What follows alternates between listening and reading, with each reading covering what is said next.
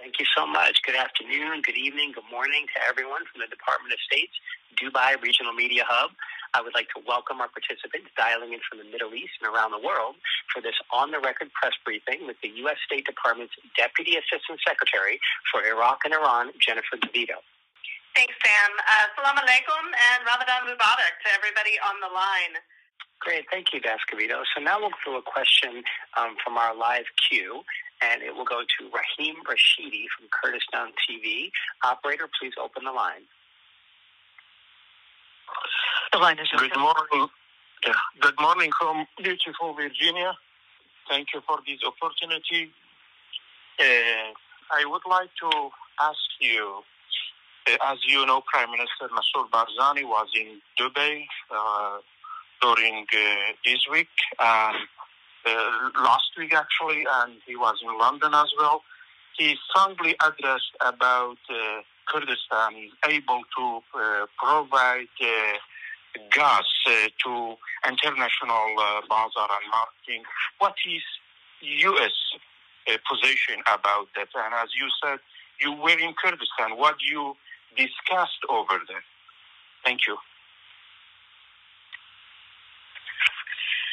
Sure. Thank you so much for the question. I was recently, as I mentioned, in Erbil and had the opportunity to meet with both the leadership there, to include Kak Massoud, Masroor Barzani, Netravan Barzani, as well as a range of civil society and other actors.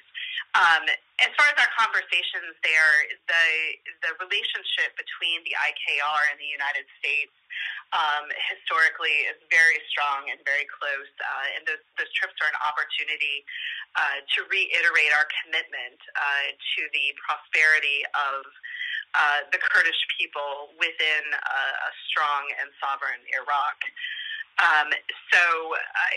They were good conversations. Again, I don't want to get into specifics of what we discussed, but I can just say it ran the full range of our concern over government formation, including the need for Kurdish unity moving forward in order to protect the well-being of the Kurdish people within the context of federal Iraq. We talked about human rights and press freedom issues. We discussed the oil and gas sector, as you might imagine, and so it was a wide-ranging conversation, very, very positive.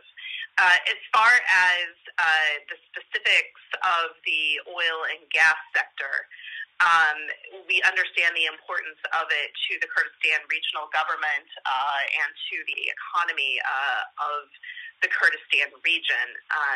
Again, we support a stable, prosperous, democratic, and unified Iraq that includes the Kurdistan region. And Iraq is obviously a strategic partner of the U.S. We have a long-term commitment there.